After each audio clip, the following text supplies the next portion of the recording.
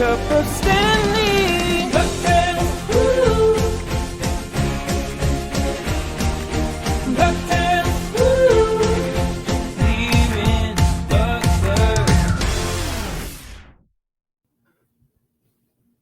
Welcome, everyone, to the newest episode of Here in Puckberg, part of the Hockey Podcast Network. I'm your host, Kyle Sullivan, a.k.a. Shaggy Von Doom, with another episode of Pucktales. A woo, a woo.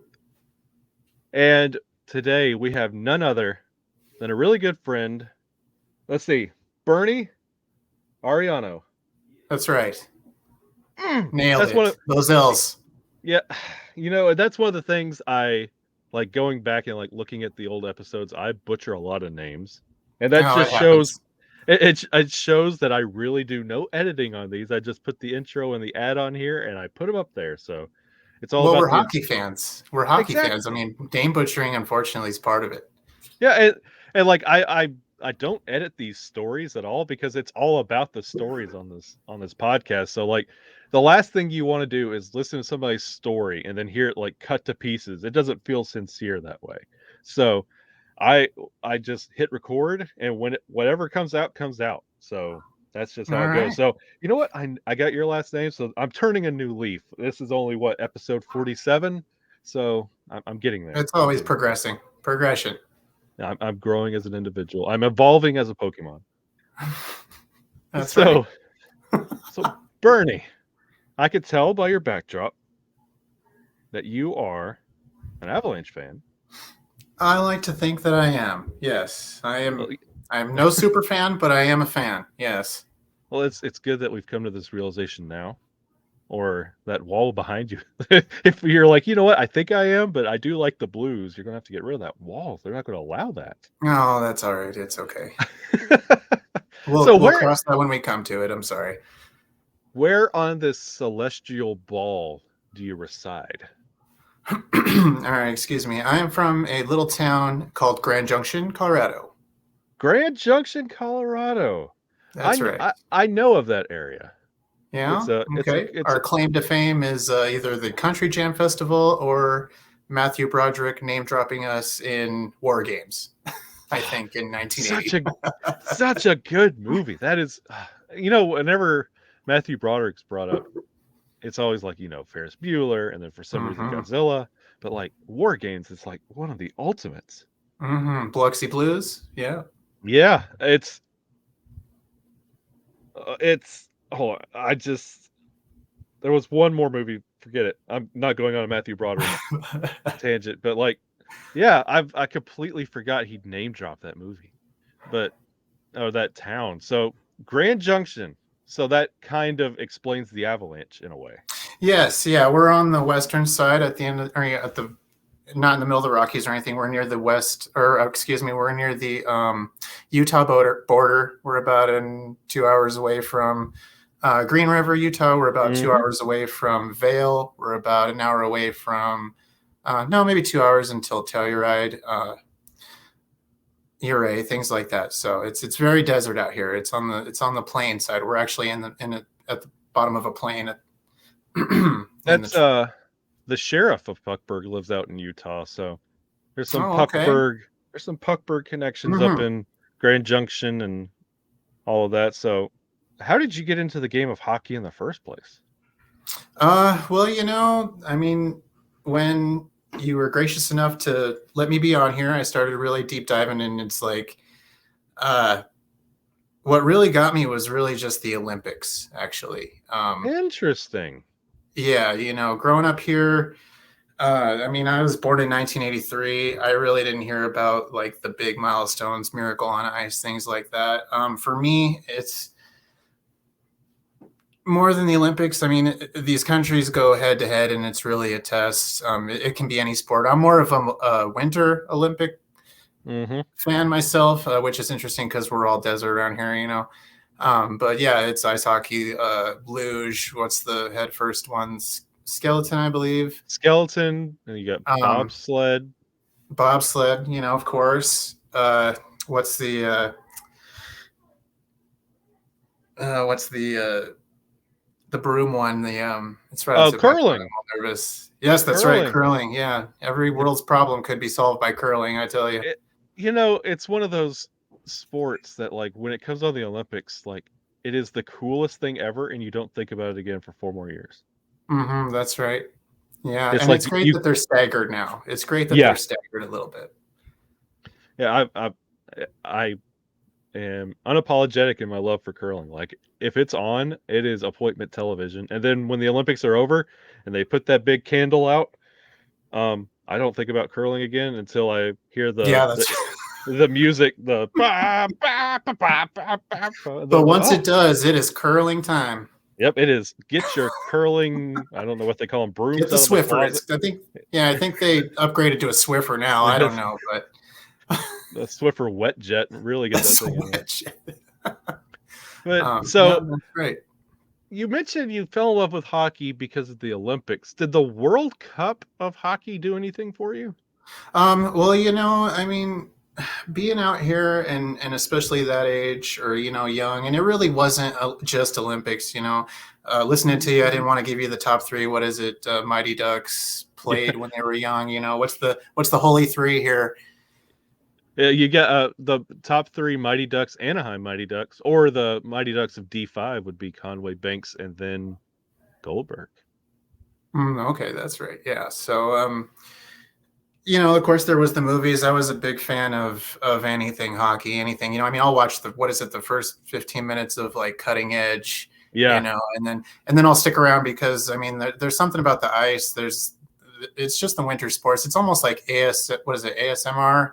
I mean, Yes. you can listen to that, the cutting of the ice. You can listen to, I mean, it's just the best. And the World Cup really didn't come in to my knowledge really until I got a little bit older. When I think I was 12 or 13 when the Avs came to town, and then they ran away with it, which just seems so. I want to say plausible, but I almost want to say like surreal because. At that age, we're getting news through the newspaper. I mean, I remember having the newspaper up for a while. It just seems so doable. Straight out of Mighty Ducks.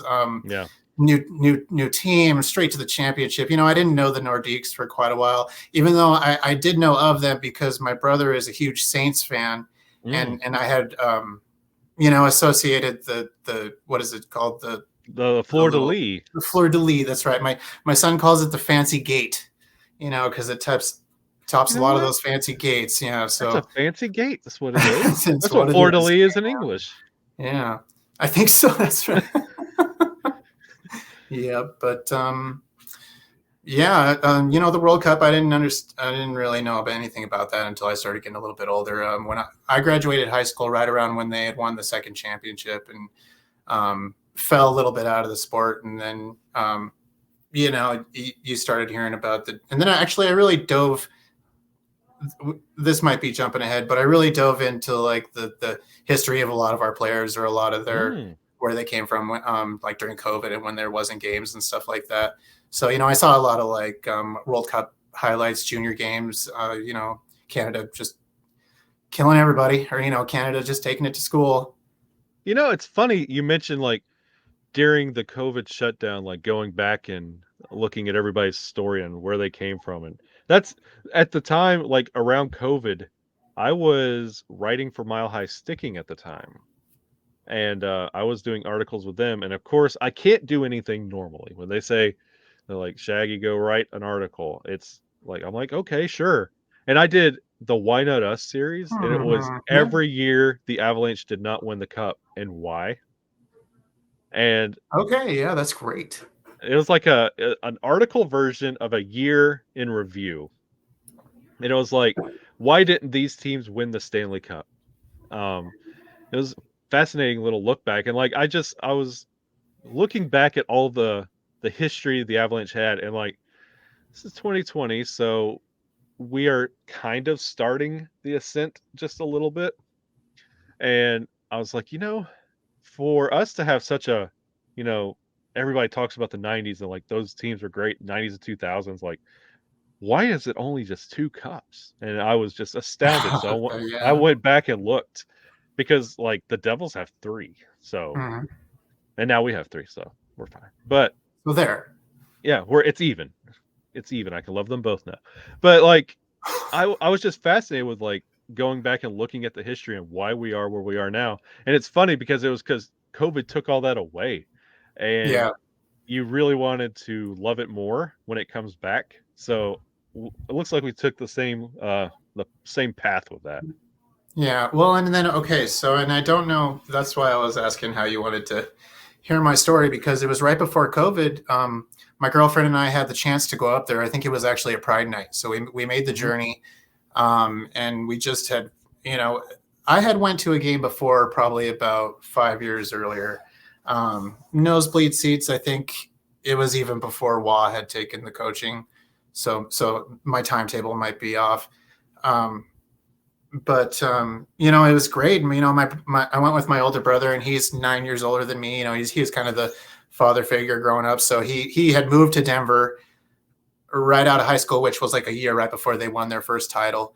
He comes back and he's got ab stuff all over. I'm just starstruck. So we're at the game together. He does the big brother thing and takes me down to the gift shop and buys me the foot hoodie, and it's Yeah. just the most comfortable hoodie you've ever worn, and but fast forward, and we were able to go up there and fell in love with the game. We talked to a season tick rep, and we went on that path. And then uh, that year is when everything got shut down for COVID. So we had to put it all off until we had our full season this last year, and we were able to go. But Good year to but yeah, go.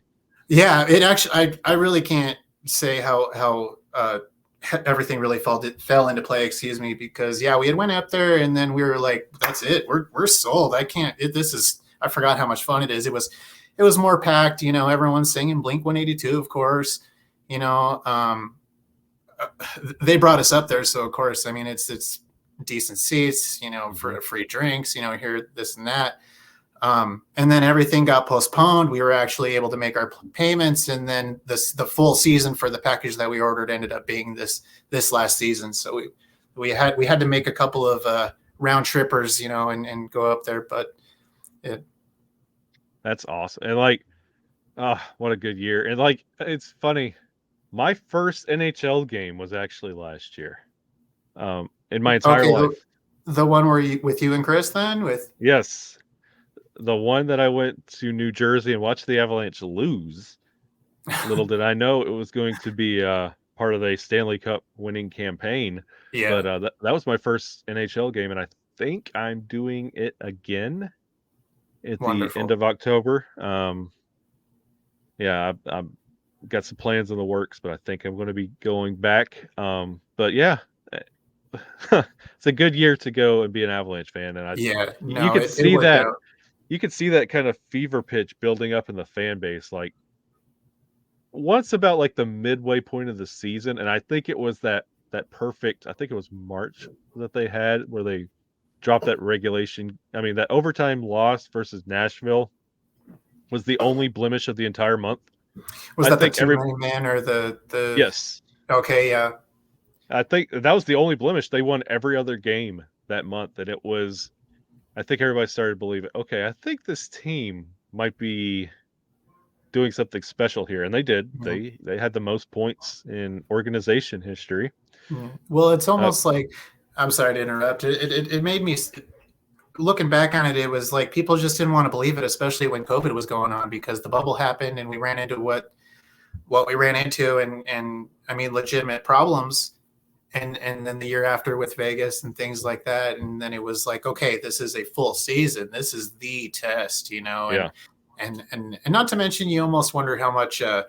Or it makes me think, like, what was it last year was the 25th anniversary, and then they yeah. take away the President's Trophy, and it's like everything just, it's almost too right for them to take the cup too. I mean, it's like it's coming, and when it comes, it's probably not going to go away for a while. Yeah, that's the thing. Like, it makes it special, and I feel like Avalanche fans are celebrating this one. It's great. It's been a long time since we had one, but I feel like everybody's kind of approaching this season like, let's not party too hard because we're going to have to save this up for next June. Yeah, Like, it has that feel like it's not a St. Louis kind of deal. It's not a Washington Capitals kind of deal. It's a Yeah, no, this I feels more don't like know. Pittsburgh. Well, yeah, and then I mean, you're looking at maybe Chicago back in a little bit of the day, or I mean, and what was it, McCarr when they were all the buzz around McCarr's contract? It's like we're in for the long haul. We're it. I mean, I know you and I are biased, so it's almost like they don't. We see it as they don't want it. They don't give the Avs just that much, and Yeah. and me being here, that goes back to becoming a hockey fan the way it is. You hear a lot of, oh well, they bought their team. Of course they're good. They spent the money on it. Avs, what the Avenues? That's what you get around here.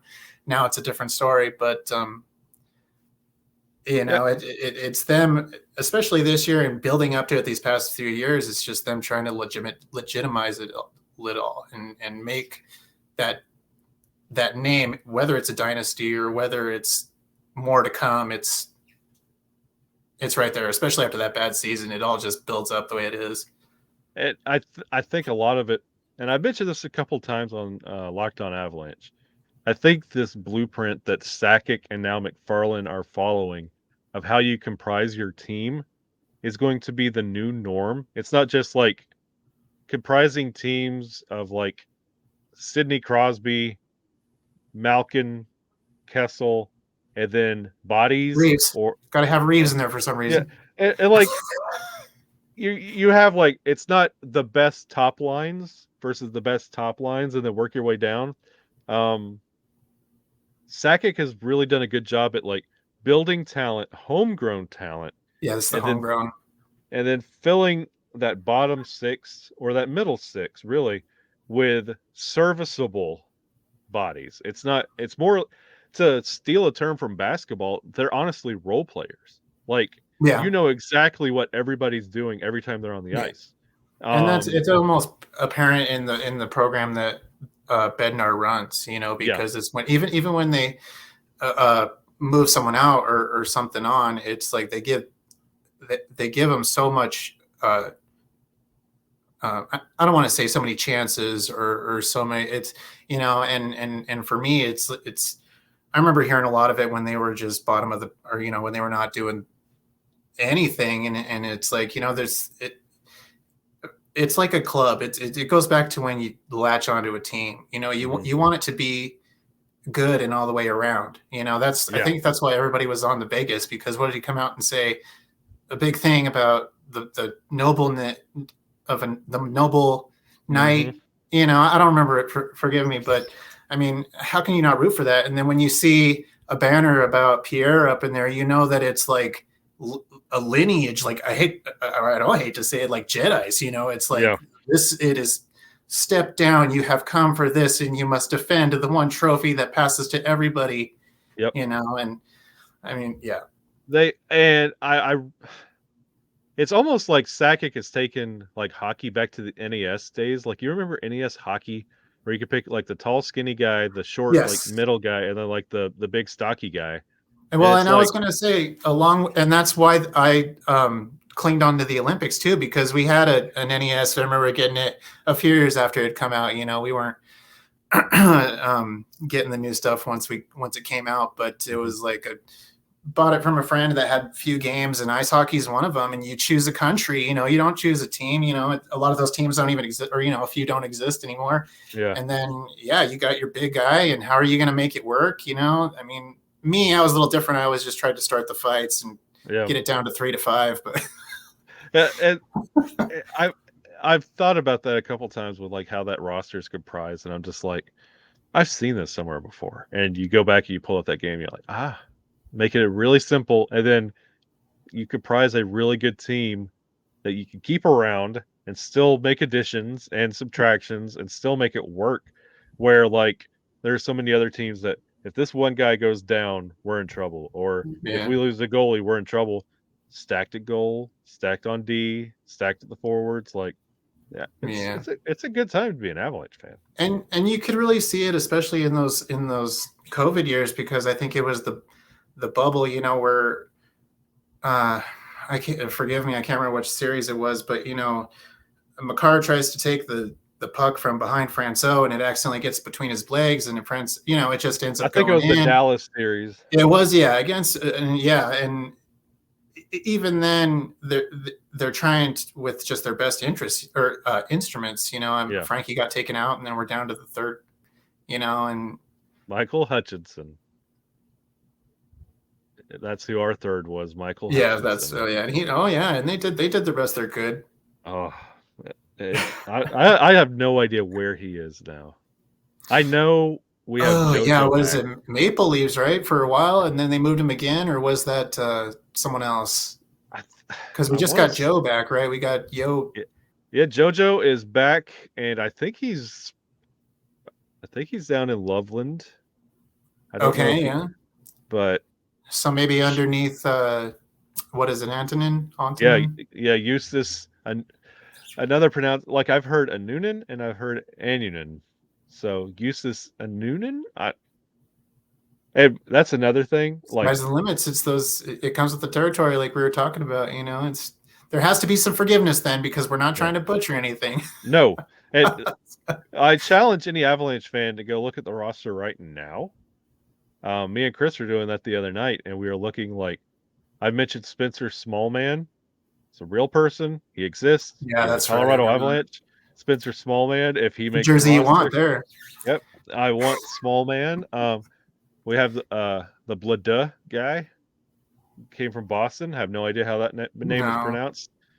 So that's another thing I miss about kind of like our old time hockey that we had with Doc Emmerich. That was one of the things he was responsible for, was the proper pronunciation of everyone's name. That was one of the things that he did, was learn everyone's proper pronunciation. So when you heard it on the broadcast, that was it. That was gospel. Yeah, it had to be. Yeah. And I miss having Doc, because the tail end of NBC, like the quality was not there. Oh, yeah, that's right. It was bad, and I miss having Doc properly pronounced, and I know names going forward. Yeah, well, it's the only way to recognize your stars, I guess. You're turning in for those national games, and you're going to hear what. That's why it's hard hearing those like away broadcasts, or when you are turning in and it's another team. It's not just a national; it's another team, and they're taking their jabs where they. I used to have hair like you, but it was listening to national broadcast mention Tyson Yost. And I just started ripping it out. I just started ripping all my hair out. If I heard Tyson Yost one more time. Ned Yost is a baseball manager. Tyson Jost is a hockey player. It's a Jost, maybe a Y. Who knows? Maybe a Y would have done that. I think that was Kenny Albert all playoffs long. Rantanen gets a lot, unfortunately. Pierre and his Rantanen. Yeah, you hear that on NHL 22. Yeah, I can't roll my R's, so how he was like rolling the R's for Rantanen. or Ronta, because every time we played Arizona, it's like, yeah, it just drives me bonkers. But of course, I'm a hypocrite, because learning all the names of the Avalanche players, like off of like stat sheets and what I read online, and not having like the access you do nowadays of watching all 82 games, and like I used to, for the longest time, until I got to actually watch broadcast of it, I was convinced it was like Stephanie Yelly, and that's definitely not a member of the Avalanche. But something's not right. Yeah, something's not. And I used to rely on I relied on the video game pronunciation, like their announcers, when they would like say the name, then I could get it right. Oh, that's right. Yeah. But, yeah, it's like, well, it's your fallback, because it's like that's how they're talking. That's how they're on the broadcast. So talk about going forward. Like, we have the cup. You picked a good year to cash in on those tickets. Oh, all right. Now, so don't give me the. I worry, because it almost is a little fair weather fanish, But it turned out that way, because so we had signed up for the tickets, actually, and then they had allowed the limited seating when they had to postpone the game against Los Angeles, the Kings. So we actually got to go to that one in the limited seating, and we were actually able to go to a couple more. No, I think that was it, and then we were able to roll in. It really did just fall into place because by that point we had them paid off, and we were able to focus on trying to get up there and come back in a day. And that's just awesome how it all worked out, though. I mean, but sorry, go ahead. Repeat the question. I'm sorry. Yeah, where do you go from here as a fan? Like, what charges you up for the next season? What are you looking for from this point forward? I mean, I think everybody wants to see how far they're going to go as far as, is this a two-peat? Of course, the Tampa fans thought that for the 3, you see them making these chess moves, and of course, it's a little too soon to tell. To go back to them just trying to make a solid program and a solid unit, I just think that you're going to see a deep run after deep run. As far as a fan, it's a little hard, or I shouldn't say hard, but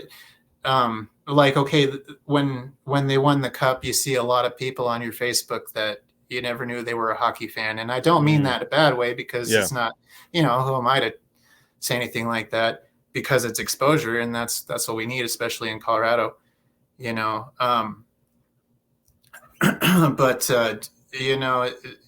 if it can bring more people in, and there isn't more of you're just a fan these last couple of years when they won, or you're just a fan, and it's like, well, I mean,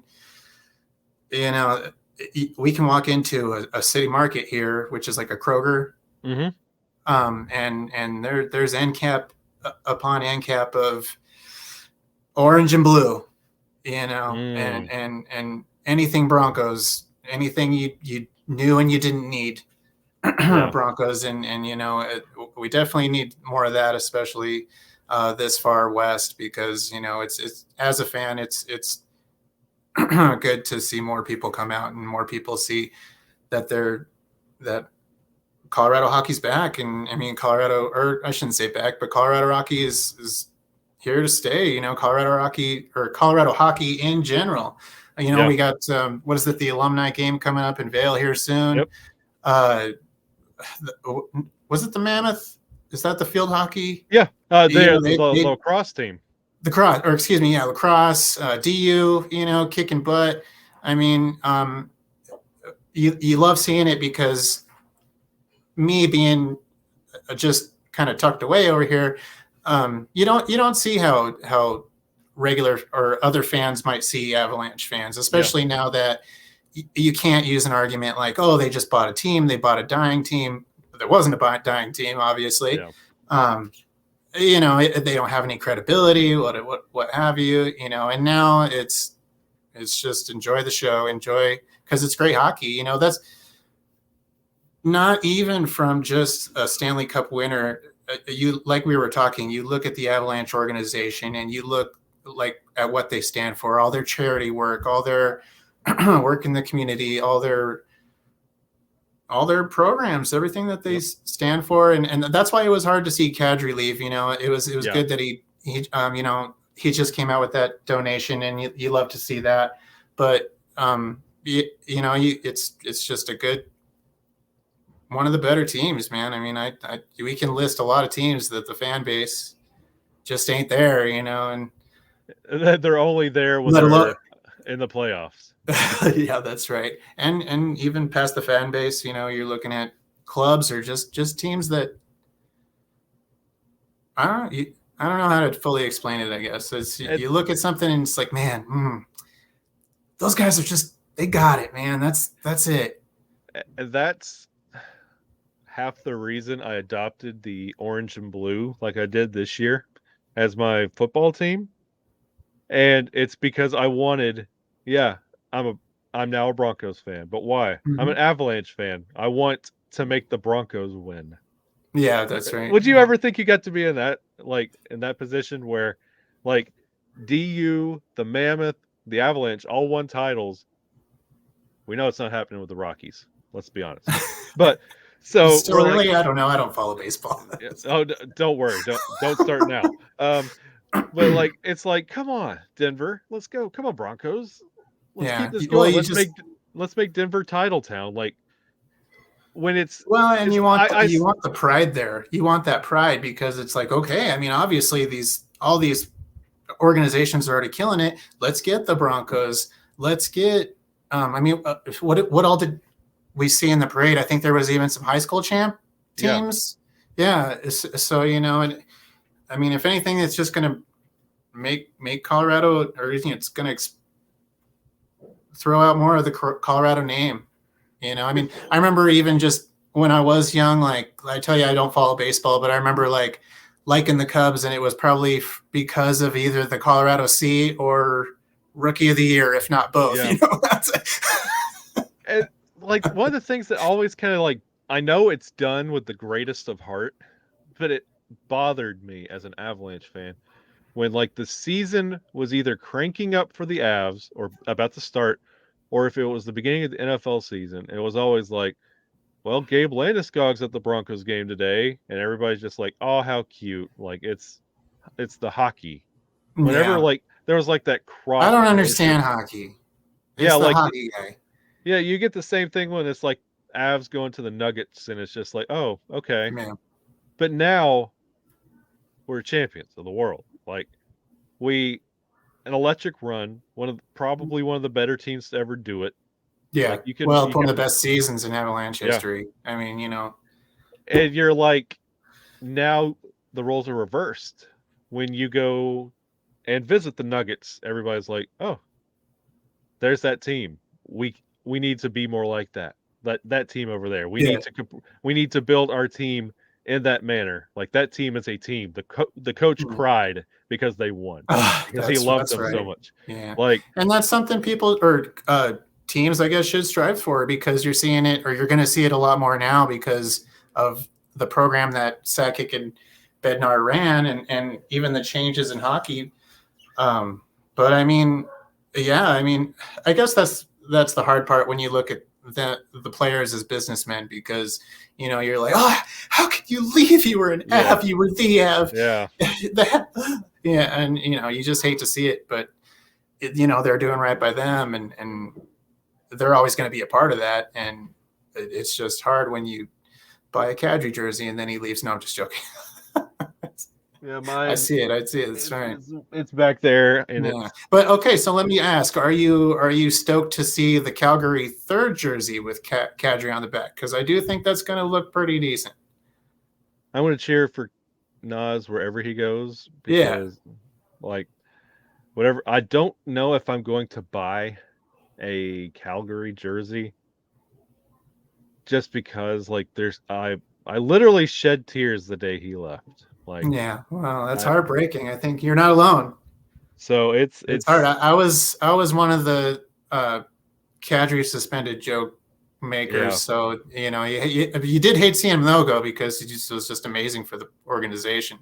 And I think Chris did a really good job of breaking me of that mindset by calling me out on the show, or I'm never going to have another fan of a player. Where he's like, I've learned my lesson. It's I'm not funny doing that because again. I'm with him too. Oh yeah, Yeah. I'm absolutely there, especially because like this really was kind of a big hurrah. I don't want to say last hurrah. Yeah. I'm turning 40 next year, so I want to go maybe to a couple games or get a box or something like that. But we went up there, and when they brought us up there, I'm like, I need a Joe's jersey, but I didn't. And Yeah. then we went up there, and I was able to get the Makar jersey, the third, or the alternate. But yeah, after seeing this, because a lot of this is relatively new, after getting back into it, even before COVID, it's funny because I was going through a pretty hard divorce at the time when I had heard that the Avs were in last place, and I'm just like, you're not alone, guys. Just keep going. I know what it's like. Yeah, it's funny you say that. I bought this as I was getting ready to go through a divorce, and it's a Matt Duchene. Oh yeah. Mm-hmm. So that's just like every time I look at that, I'm like, hard times all around. It's still a good jersey. It's hard. Yeah, it's It's turned hard. around. It's got the 20th anniversary patch, so Yeah. So I mean, well, there's some of them you just gotta have. We tried to get a reverse retro and weren't able to get one, and I mean, it just comes with the territory, I guess. That's what we're finding out. yeah, and now we got the new ones coming out soon. Still have no Yeah. idea what Well, those yeah. are. So saving up my quarters as we speak. Well, but before we wrap this one up, I'm going to ask you a question, but first, throw out how people can find you. How they can find me? Well, I'm on Instagram as avsfan970. It's nothing entirely special, but I'm going to be throwing this on here because this is a huge honor. But other than that, you'll find me probably at a local bar yelling at the TV. No, just Yelling with the utmost appreciation.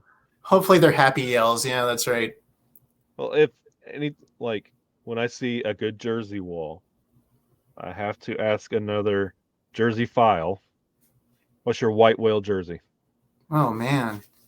Well, first let me tell you that that's a huge compliment because really these only past couple of years is really when went on the hunt and tried to get these as a white whale. I don't know. I came to the party a little bit late, I'm sure, or I hadn't even found out that the Avalanche had the outdoor game at Coors Oh yeah, Field. yeah, Because I was just grinding at the time. yeah. So I mean that home jersey would probably be just. I mean, I know that's a very, very popular one just because that it's so special. Probably a reverse retro. I mean, there's just too many. I don't know the name of them, but it's the Colorado down the side, and it's like Yep. the That tie. has- It's the we have- mystery Alaska for me. And that's Yeah. another thing. It's more homegrown. It looks like your grandma made it for you, and it's Yeah. warm as hell. Yeah, Chris has one, and I call it the Colorado Rangers jersey. And I say that's Yeah. the only reason Well, he and you has see, I think that's almost like a hockey standard because there's the Pittsburgh one. it. What is I think it's even the Canucks retro, or no, they just have the guy on it. That's the old they have Canuck. Johnny new one? Canuck. Yeah. Okay, yeah, that's right. If Yeah, I don't know. There's just too many. it's always a question I like to ask is like one day I'm going to find a Paul Correa Colorado Avalanche jersey. Yeah. That's my white whale. Like I have to find that one. But well, Bernie, this was an honor, and we'll have you back on. We'll share more stories. Oh, anytime. This is actually a huge honor. Let me say, Shaggy, I was telling you that it's a little bit of a stalker status, but I follow you and here and there, and you're just a big inspiration for someone who's trying to move forward and do right by their kids. And a lot of people see you, and this is an honor for me, and you're an inspiration to me, sir. Oh, hey, you know what? I appreciate that, man. Like, I put that stuff up there. Like, I put my socials up the way they do, for like one day my kids can go back and like see that. I mean, this is 2022. Like, Mm-hmm. we don't have camcorders, we don't have stacks of home movie VHS tapes. Like, this is how you remember those things. So, they'll have these memories forever, and they're going to see that they had a dad who wanted to document everything, like, because you never want to take those moments for granted. Yeah, well, they're gone so quickly, Yeah. and especially when you're trying to support them, and especially when you're trying to do, like I said, what you're trying to do what you have to do. So thank you very much, Saggy. This was a very, very huge honor for me. Well, Bernie, it's an honor for me to get to talk to you and share your story, and we'll have you on again. Don't you worry. No problem. I'm here. I'll be probably bugging you in the meantime. So Well, you know where to find me, and you know what? If this is more power anybody- line references, probably probably more Goofy movie references or whatever. and we will keep seeing it eye to eye. Anytime. And if this is anybody else's first time over here, checking out here in Puckberg, you can follow the show on Twitter at HPuckberg. The Instagram is here_in_Puckberg. You can follow us on YouTube, where we are right now. You can see Bernie's super awesome jersey wall behind him. But for now, for me, for Bernie, for everybody here at Puckberg, we will see you again real soon.